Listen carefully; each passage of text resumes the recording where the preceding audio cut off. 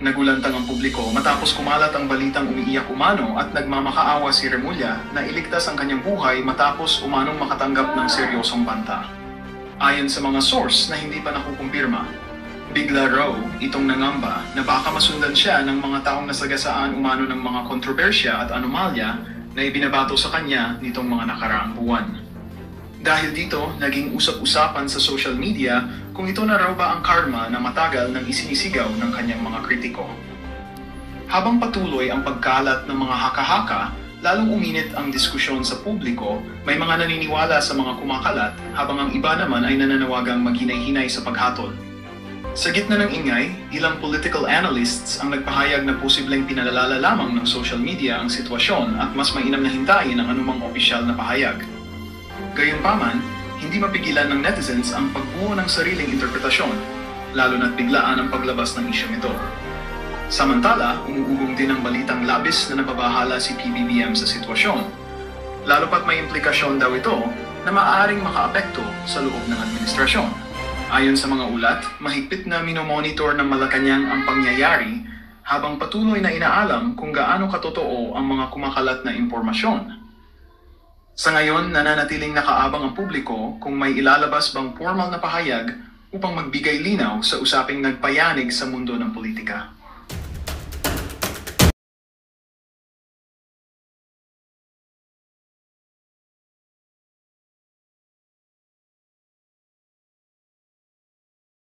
Phobia, magalit ang mga tao dahil ang expectation nila is that government will work for them, and in this case they feel as if government failed them, kaya ganun kadami yung namatay at ganun kalaki yung damage. So understandable, naiintindihan natin yung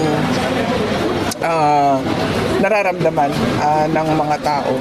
Sa managot, dapat simulan ng local government unit yung pag-imbestiga kung bakit nangyari, paano nangyari, at kung ano yung solusyon.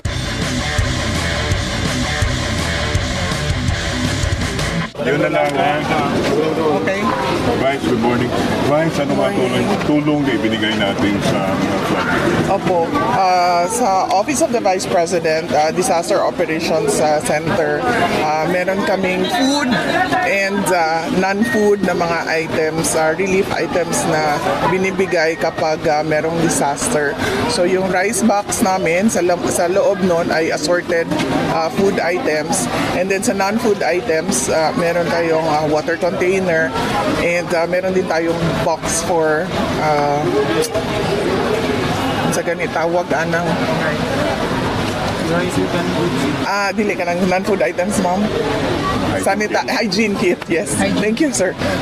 Sa non-food items namin, meron kaming hygiene kit. Vice, nakita namin kanina na nagbigay ka ng financial assistance namatayan. Yes. Yes, sir. So, ngayon, binisita natin yung isang family na sadly namatay dahil doon sa flash floods, and nagbigay tayo ng abuloy per deceased person. So, nakausap ko din sila, at meron pang iba pang mga relatives nila, mag-anak nila na hinahanap pa hanggang ngayon. So, nagbigay din tayo ng assistance para makatulong sa paghahanap noong kanilang mga nawawala na kamag-anak. May we know how much, right? 15,000, sir. Nagbigay tayo, yes. Nagbigay tayo 15,000 per deceased individual. Vice, the flood victims are asking justice sa nangyari sa kanila. Kasi para sa kanila, ini-attribute nila sa flood control program and any other issues na palpakan ng mga LGUs. What is your take on this? Natural na sumama yung loob, magka-trauma, magka-phobia, magalit ang mga tao dahil ang expectation nila is that government will work for them, and in this case they feel as if government failed them, kaya ganun kadami yung namatay at ganun kalaki yung damage. So understandable, naiintindihan natin yung nararamdaman ng mga tao. Sa Managot, dapat simulan ng local government unit yung pag-imbestiga kung bakit nangyari, paano nangyari, at kung ano yung solusyon. Kasi doon natin makikita yung mga kailangan gawin, hindi lang ng local government unit, kasama na ng barangay, kasama na ng provincial government, kung ano yung mga kailangan gawin para hindi na maulit. How do you feel? Sad, sir. Very sad. The moment na nalaman namin na madaming patay dito sa Cebu noong at Bagyong Tino ay nadoble yung lungkot dahil kakagaling lang din namin dito noong lindol sa northern Cebu, no? At marami ding patay yung insidente na yon.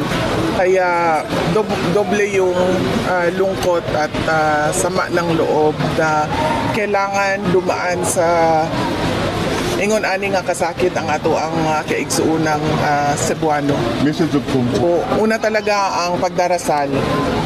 Magtiwala tayo sa plano ng Diyos para sa ating lugar. Magtiwala tayo sa plano ng Diyos para sa ating bayan. At syempre, ibigay din natin ang tiwala natin sa plano ng Diyos para sa ating mga buhay.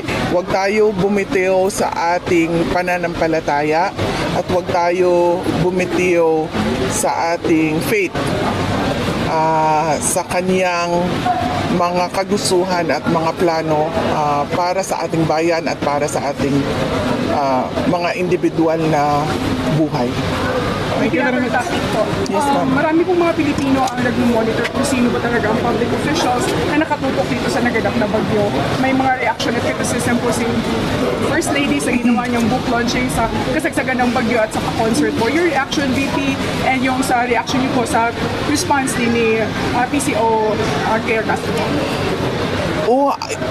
Sa totoo lang, ma'am, no, sa structure natin sa gobyerno, ang namamahala kapag bago dumating, nagpaplano para sa mga disaster projects, namamahala bago dumating ang isang disaster at namamahala during disaster response, recovery and rehabilitation efforts ay ang Disaster Council. So meron tayong national and DREAMC, ito yung national. Sa ilalim nun, nandyan yung mga local government units na disaster councils natin, no? Sa province, sa municipality, sa city, hanggang sa barangay level. So ito yung grupo ng mga tao na supposedly dapat nagtatrabaho para sa in our case para sa rescue, kung meron pa tayong ma-rescue na nawawala, sa recovery ng mga namatay na nawawala at sa rehabilitation efforts. So ang pinakamataas na opisyal na nandyan sa NDRIMC ay ang Pangulo. Your reaction niyo po dun sa sinabi ni PCO po, Mayor Castro, na susuot ng Snow White costume? Yes, ma'am. Actually, nagbigay na ako ng comment kahapon, ma'am, doon sa kanyang sinabi. At lagi ko naman sinasabi noon na siguro dapat wag nang bigyang pansin ang kanyang mga sinasabi at mga statements. Kasi kapag binigyan nyo ng pansin yan, ay nabubuhay ang kanyang karir at nagdadala siya, more than that, nagdadala ng kahihiyan sa bayan. Yan yun ang pasinin kasi nabubuhay ang kanyang karir at nagdadala ng kahihiyan sa kanyang bayan. Oy, Claire Castro! Tuloy! kasi itinalaga siyang spokesperson ng pinakamataas na opisina sa ating bayan. Yan yung Office of the President. At kapag nagsasalita siya at sinusulat ninyo, nababasa yon ng hindi lang ng mga Pilipino, kundi ng ibang lahi. At nagdadala yun ng kahihiyan sa atin. Thank you very much. Thank you. Yes, salamat. Vice, dagang katuon pa guys, no? Oh yes, ma'am. Ang katong may isa kahaya, ma'am. Ang mga evacuation center, doon na pa may mga mga tao sa ubang evacuation center. So naatay Danao, Liloan, o Compostela. Opo. And then, yes ma'am, and then tomorrow, Cebu City, kung doon na pa'y evacuees dito. So duha ka adlaw ang amo ang gialat diri sa Cebu kay daghan pud ang areas na na apektado, di na mo kaya isa ka adlaw lang. 2 days. 2 days. Opo. Hindi raw kaya ng isang araw lang. Ito na mga reaksyon. Alright, reaction TVBS nagbabalik. Reaction. Napakaganda po naman pag-uusapan natin yung mga reaksyon. Sisimulan po natin sa video na ito. Senador Bato de la Rosa, nagtatago na ba o talagang inaasikaso lang ang malupit ang kanyang labas at paghahanda para dito sa napipintong kanyang warrant of arrest laban po sa kanyang mga kareaksyon. Pakinggan po natin ito mga kareaksyon kung ano po ang mga opsyon ng gobyerno. Yung opsyon lang daw nila ay surrender para madali. Ayaw nila ng extradition process. Dalawang opsyon ang pinag-aaralan na maaring gawin ng pamahalaan kapag mayroon ng warrant of arrest laban kay Senador Ronald Bato de la Rosa. Isa rito ang extradition upang mailipat ang mambabata sa International Criminal Court o ICC. Pero sabi ng Department of Justice o DOJ, mas matagal o posibleng aabot ito ng ilang buwan dahil dadaan pa sa korte sa Pilipinas. Sa extradition, susuriin ang tinatawag na extradition court kung may batayan ang extradition request. Kabilang sa aalamin ng hukuman kung nagawa ng extradite ang paglabag, siya ba ang nasa warrant of arrest at ang paglabag ay extraditable. Ito ay nakasaad sa bagong Rules on Extradition Proceedings na binalangkas ng Korte Suprema. Dagdag pa ng DOJ, pwede ring isurrender o isuko ang mambabata sa ICC gaya ng ginawa kay dating Pangulong Rodrigo Duterte. Kapag extradition, it takes quite some time because you still have to go through a trial, whereas a surrender would be immediate. Kapag mayroon ng arrest warrant kabilang sa proseso, ay dadaan ito sa Department of... Di ba ayaw po ni Padulyon ng extradition process? Gusto nila i-surrender na lang. Kasi pag extradition daw, baka umabot pa ng buwan o taon. Marami pang proseso sa local court bago po ilabas ng bansa. Ang gusto po ng DOJ, surrender na lang para mabilis. Ganoon, tapon na, tapon. Para matakot yung mga kalaban ng mga bangag. Itapon nyo yan. Sinusungan na po si Bongbong Marcos. Pag-uusapan din natin yung maya-maya. Hintayin lang po ninyo mga kareaksyon. Foreign Affairs o DFA. There will be a request for extradition coming in through the Department of Foreign Affairs. It will be transmitted to the DOJ for evaluation. We will file it with the proper trial court. Sabi pa ng DOJ, kung mayroon ng warrant, susundin o ipatutupad nila ito. Kahapon isang petisyon ang inihain ng isang concerned citizen na humihimok sa Korte Suprema na mamagitan ng Korte upang huwag anyang payagang kanlungin ng Senado si De La Rosa. Ang exempted lang naman sa arrest kung yung crime mo ay punishable ng 6 years and below. Pero kapag ikaw siya ay nakasuhan ka sa crime tulad yan ng RA 9851 o ng crimes against humanity, yung hatol yan umaabot hanggang 30 years. Dante Amento, UNTV, News and Rescue. Diyos ang aming sandigan, serbisyo publiko, ang aming pinahahalagahan. Naku po mga kareaksyon, ano po, pabor po ba kayo na sumuko si Bato de la Rosa? O siya po ay magtatago na lang hanggat nasa pwesto pa po itong mga incompetent lingkod bayan natin na kung saan mga kareaksyon, wala po silang paggalang sa soberentiya ng Pilipinas. Ang Pilipinas po ngayon, ang tingin po ng ibang bansa, tayo po ay baldadong demokrasya. Hindi po natin kayang litisin ang ating mga mamamayan dito sa Pilipinas at itinatapon po ng administrasyong bongbong bongbong mandarambong ang kanyang mga kalaban doon sa ibang bansa para parusahan. Nako mga kareaksyon, grabe na yan, grabe na yan, grabe na yan. So kung kakampi mo ang administrasyon, hindi ka extradite o padadala sa international criminal. Pagkalaban mo, padadala ka. Oh, di ba? Pakinggan po ninyo to mga kareaksyon ha. Pakinggan ninyo at re-reaction na natin na maigi to. So kung kakampi mo ang administrasyon, hindi ka extradite o padadala sa international criminal. Pagkalaban mo, padadala ka. There has to be a final arbiter, and if you look at the Philippine Constitution, iisa lang yan, yung korte. Kawawa naman tayo, di ba? Tayo na ang pinakakawawa sa buong mundo kung ang Pilipino ay kinukuha at dadalhin abroad at wala kang korteng pupuntahan. Tayo daw po ang pinakakawawa sa buong mundo. Talaga naman. Di ba? Binigyan ng 1 million ng Amerika ang Pilipinas na sa nangyaring sakuna sa Pilipinas, habang ang China, nagbigay po siya ng mahigit 2 milyong dolyares. Di ba? O, anti-China kayo, di ba? Tinanggap ninyo yung relief goods in China o hindi? Kaya lang naman tayo nagiging emotional kasi kung kakampi mo ang administrasyon, hindi ka extradite o padadala sa international criminal. Pagkalaban mo, padadala ka. There has to be a final arbiter, and if you look at the Philippine Constitution, iisa lang yan, yung korte. Kawawa naman tayo, di ba? Tayo na ang pinakakawawa sa buong mundo kung ang Pilipino ay kinukuha at dadalhin abroad at wala kang korteng pupuntahan. Kaya lang naman tayo nagiging emotional kasi either gusto nyo o hindi natin gusto si Bato. Pero sabihin mo si Juan de la Cruz, tanggalin niyo lahat ng pangalan ha. Si Juan de la Cruz ay may warrant ngayon galing sa abroad. Pwede bang kunin na lang at ipadala doon?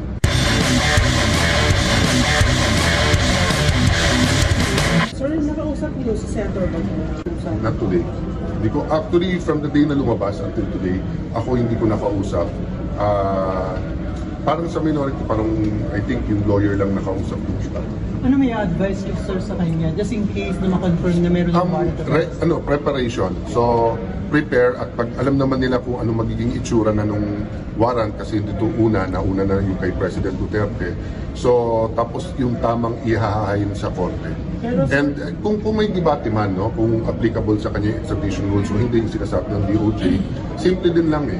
Sino ba magre-referee? Pag sinabi ng ombudsman ganito, sinabi ni ES ganito, sinabi ni Bato ganito, sinabi ng media ganito, sino ba? Dapat korte, di ba? Yun lang ang pinaka-bottom line doon. Pagka tinanggal mo yung kapangyarihan sa korte, dictatorship na tayo. Sir, hindi niyo papayagan, sir, na mangyari yung nangyari katulad kay dating Pangulo? Well, pag sinabi mo kasing hindi papayagan, it's a question of authority and power, di ba? So, siyempre, kanino ba susunod ang mag-aaresto ng police? So, the question is doing what is right. So, when there is a question this big, what's right is is there a danger in waiting and letting the court decide? Diba, unlike President Duterte, sabi nung iba, baka maging emotional, baka mag-people pa. I don't know. Ang daming baka, ang daming kaya dapat hulihin ka agad. But kay Senator Bato, if he is detained or he's arrested here and even given bail and then decide ng korte, may danger ba kahit kanino? So yung execution kailangan mag-decide yung government? Yeah, I don't want to go into the details nga kasi detalye na yan ng abogado ni Senator Bato at saka ng International Criminal Court. Ang point ko, pagka hindi nagkasundo, sino ba ang magde-decide? Hindi naman pwede kung sinong admin, siya na lang. Kasi hindi na tayo rule of law noon, rule of men na tayo. So kung kakampi mo ang administrasyon, hindi ka extradite o padadala sa international criminal. Pagkalaban mo, padadala ka. There has to be a final arbiter, and if you look at the Philippine Constitution, iisa lang yan, yung korte. Sir, yung extradition daw po, ang sabi, kung state to state, okay, pero ito sir, court to international court. Pilipino ka, kinukuha ka sa ibang bansa, wala kang tatakbuhan, kawawa naman tayo. Sir, yung surrender? Kawawa naman tayo. Diba? Tayo na ang pinakakawawa sa buong mundo kung ang Pilipino ay kinukuha at dadalhin abroad at wala kang korteng pupuntahan. So tignan nyo yung history ng Philippine Constitution. Before the 1987 Constitution, kung saan nagagaling ang arrest warrant. Kaya, except for certain strict exceptions, halimbawa sa Bureau of Immigration, na kapag pumapasok yung foreigner pwedeng arestuhin ng BID, hindi ka pwede mag-aresto ng walang pahintulot ng korte. So kung may arrest warrant galing saan man, hindi ba ang pinaka-logical? Kayo ang mag-isip, kayo ang inaaresto ngayon. Let's say, kinover nyo yung drug war. May nag-testify ngayon na hindi ordinaryong media yan ang nagtuturo. Yan ang nagsabing patayin yan si ganito, patayin. Hindi ka pwedeng pumuntang korte. Pero international court to, sir. Tapos pumunta sa lower court, sa local court? It doesn't work that way. That's completely wrong. An international court is not higher than a local court. In fact, many local sovereign courts are higher than an international court. In fact, your local, kailangan payagan yung international. Kaya nga pwede kang umalis sa treaty. We don't have a world government. We have a Philippine government. That's totally, yung kung sino man ang analyst na nagbigay na mas mataas ang ICC, walang po yun, walang basis in law. So, sir, it's the local, unlike yung di ba, yung RTC is higher than the MTC, CA is higher, but that's all local courts. Sa international, you have to give your consent. That's why even sa international tribunals, kailangan sabihin. That's why the US is not part of the ICC. Kasi they did not give their consent. Senator Bato, even lastly, wala kasi siya ngayon, would you advise him against hiding? Ang hirap magbigay ng advice sa sitwasyon, but I think the main advice should really be to our leaders, which is have faith in the Philippine criminal justice system, have faith in our courts. Kasi in the end, I might like or I might not even like yung decision ng korte. Baka nga sabihin ng korte, it's valid and send him there, then ibang debate naman yon. But sa akin, dun pa lang ako sa debate na pag nag-disagree tayo, sino mag-decide? So, for example, na-disagree ako na pwede kayo mang-interview dito, lumabas na kayo ng Senate. Even if I was Senate President, ganun na lang ba yun? Di ba walang referee, walang arbiter, walang plenary, o walang korte na pwedeng magtanong? So, pag sinabi ko sa inyo na ngayon na bawal na cellphone sa Senate, at tingin yung labag yan sa freedom of the press, can you not go to court? Kasi pag dito magkaka-tension pa tayo. Di ba? Yung hindi lang natin pinag-uusapan dito yung institusyon ng Senate. Mas importante pa sa Senate is our democracy, our freedom, our sovereignty. So ang pinag-uusapan na dito, ang isang Pilipino ba, kaya lang naman tayo nagiging emotional kasi either gusto nyo o hindi natin gusto si Bato. Pero sabihin mo si Juan de la Cruz, tanggalin niyo lahat ng pangalan ha. Si Juan de la Cruz ay may warrant ngayon galing sa abroad. Pwede bang kunin na lang at ipadala doon? I think any lawyer in the right mind or law student will say, sandali lang, dapat may korte muna magsabi kung valid yun. Tama! So, sir, wala kayong communication pa kay Senator Bato?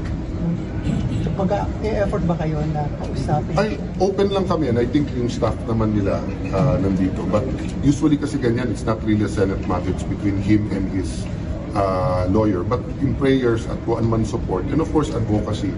Diba? So, nung nagtanong kayo, hindi naman namin iniilagan yung mga questions. Sir, regarding dun sa hearing on Friday, babalik ko si Senator Ping as chairman ng committee ng Blue Ribbon, and then sa Friday, invited si dating Speaker Romualdez, si Saldico, and then 17 congressmen. Hopefully, magkaroon kami ng pagkakataon bukas at Thursday makapag-usap ulit ng minority. Dahil lang sa time ngayon. At yun nga, hindi kami kompleto. Tatlo ang wala. Tatlo ba? Dalawa. Ang wala. Dumating si Sen Bongo, so dalawa yung wala. But yun nga, we just agree in the principle na we have to go after the masterminds. And yung frustration, we feel the frustration of people, diba, na we feel the outrage and tama na lumalabas nga yung mga corruption, pero yung panggugulo nung mga linya. So, the question really, remember, hindi naman dapat primary ang Blue Ribbon. And remember, yung ICI, biglaan binuo yun. So marami talagang, so let me put it this way, kaisa kami with you in trying to find the perfect solution for this gruesome crime. Diba? So hindi kami satisfied sa takbo of how we as a nation are handling this massive corruption scandal. Pero sir, this is a syndicated, systematic, hindi to yung corruption na lumaki lang. Diba? Sinindikato to. So kailangan matukoy tapos matibag yung sindikato. Sir, kung si Senator Bato chooses... I don't even want to go there muna because nga sa dami ng problema, isang malaking problema, credibility ng ating leaders. So do we want the debate to be whether pwede siya hulihin dito o hindi? I'd rather the debate be simple, have his day in court. Diba? And hindi pa naman siya nag-intimate na dito siya. Oh. Kasi alam mo, yung sa akin yun ba, yung argumentum ad absurdum, you always bring the argument to the absurd. Para lang mapag-aralan mo. So halimbawa, nandito siya. How long? And then, hindi ba dadating yung time na magbobotohan? O hindi ba yung public